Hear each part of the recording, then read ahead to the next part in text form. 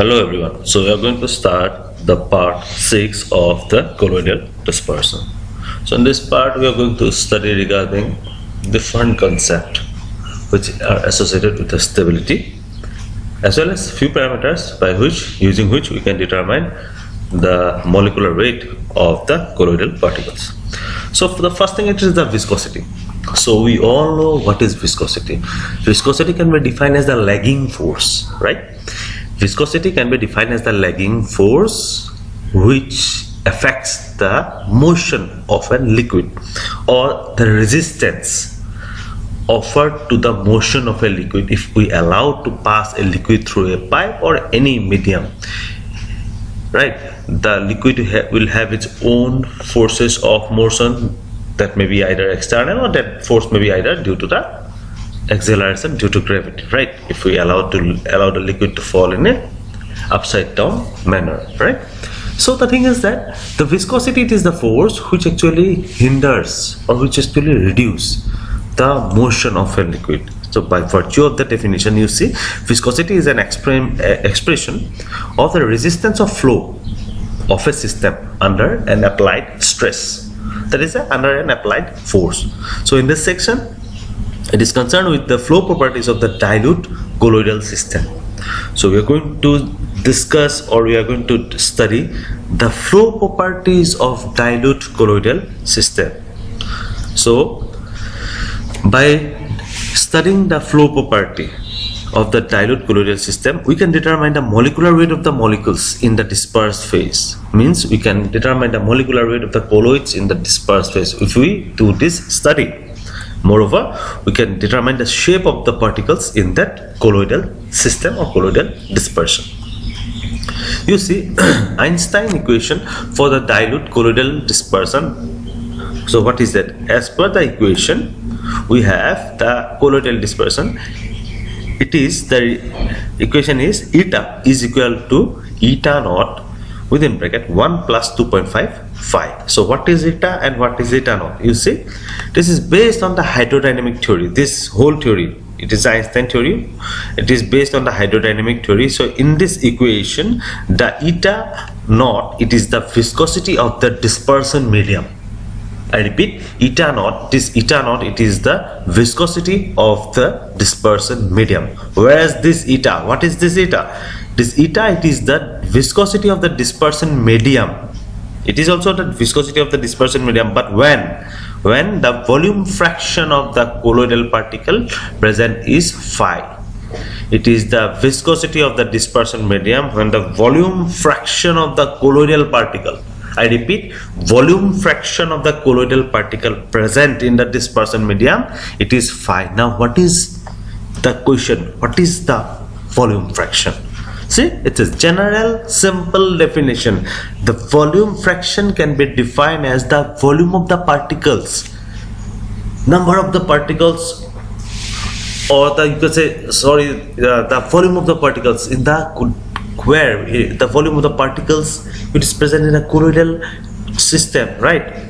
Each particles, so let's suppose each particles are having spherical shape. So volume of a single sphere, it is 4 by 3 pi r cube, right? So summation of all the volumes of the colloidal particle. So volume fraction, this is the fraction, it is the fraction, where numerator, it is the volume of the particles, all the particles divided by total volume of the dispersion. Suppose the solute or the dispersed phase is having a volume of 20, right?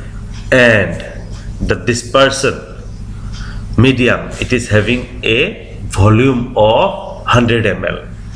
Then what will be a volume fraction? 20 divided by 100 ml, right? That is 0.2. Clear? Now you see, from this above equation, we can determine first of all the relative viscosity. So the relative viscosity from this given equation of the Einstein, we can determine the relative viscosity. So relative viscosity is equal to eta by eta naught, right? So eta by eta naught, it is equal to 2.55. Now this is the relative viscosity. You can determine Next thing is that we can also determine the specific viscosity. Specific viscosity is nothing but eta by eta naught minus 1. So simply you can just put the value eta by eta naught minus 1 is equal to almost, you see, eta minus eta naught by eta naught. Just do the multiplication, do the application, and you will find 2.5 theta. Sorry, eta. Sorry, 555. And then the value is correspondent to specific gravity, that is eta specific by phi. We are going to get a value of 2.5. Just see this equation. Now eta specific divided by phi is equal to 2.5. That is the value of the specific viscosity, right? So since the volume fraction is directly related to the concentration, we all know that the volume fraction, it is directly related to the concentration. How? Because volume fraction, it is the volume of the dispersed phase divided by total volume of the dispersion medium, right? So if the dispersed phase is more, the volume fraction will become more, because dispersed phase, it is the numerator part. So if the dispersed phase is more, volume fraction will become more. And when the dispersed phase will become more, dispersed phase will become more only and when the concentration is more. So the volume fraction, it is directly related to the concentration. Then the above equation becomes, simple and specific. This one, sorry, eta specific divided by C. So in place of phi we are using C, because phi earlier it was the volume fraction. Now we are at a higher concentration, we are going to put the value of C, that is the concentration, directly in this equation. At a higher concentration, this equation, eta specific divided by phi is equal to 2.5. Here we can directly put the C in place of phi, that is equal to K. K is the constant. So from this equation we can calculate the approximate molecular weight of the polymers. Now there are few general factors which affect the stability of the colloid. So this part we have to discuss now. So what are the factors which affect the stability of the colloid? First of all, the Brownian motion. Yes, the Brownian motion, it affects the stability of the colloid, because this Brownian motion provides a rapid random motion of the colloidal particle within a dispersion medium. So this random motion don't allow the colloidal particle to settle down, and because of which the stability of the colloidal particle or the colloidal system, it increases, because the particle don't get settled down, right? Number 2, it is the electrostatic forces of repulsion. If the charge is present over the colloidal particle, suppose we are having the same charge, though there are 5 particles, all these 5 particles are having the same positive charge over the surface of the body. So this same charge will repel each other. The repulsion will ultimately lead to the movement or to the Brownian motion also, because this repulsion will not allow the particle to come close in a close vicinity. This particle will not come close. This particle will remain apart from each other. So this will make this particle to remain stable in that colloidal system. The next part, it is the van der Waals forces of attraction. Now, if the van der Waals forces of attraction counter the above two, Brownian motion or electrostatic force of repulsion, and then the colloidal system stability goes down, because the van der Waals forces of attraction always tries to bring together all the colloidal particle so that they settle down, and this will affect the stability of the colloids. The next one, it is the bond force. The bond force, these are very short range forces. They act in a very short range, in a very short distances, and they are the bond forces. They are responsible for the process of repulsion. So more the bond force, more is the stability.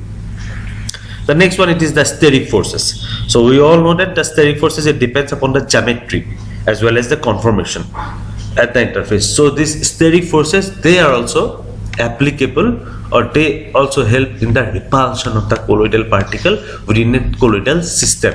So these steric forces, they also increase the stability of the colloidal particle. The next force, it is the solvation force. This solvation force occurs due to the change in the quantity of the adsorbed. Suppose the colloidal particle has adsorbed some molecule of the dispersion medium over the surface, as in case of the lyophilic colloids.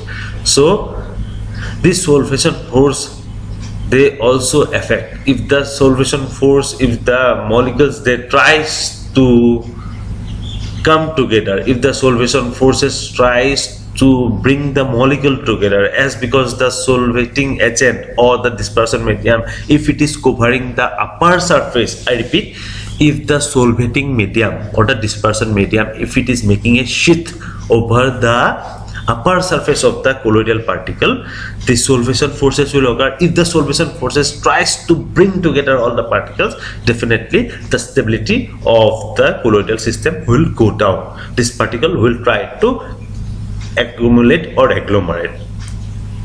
The last one, it is the solvent on approach of neighboring particles repulsions. Now the solvent on approach, some solvent will come together to the close vicinity of the neighboring particle repulsion.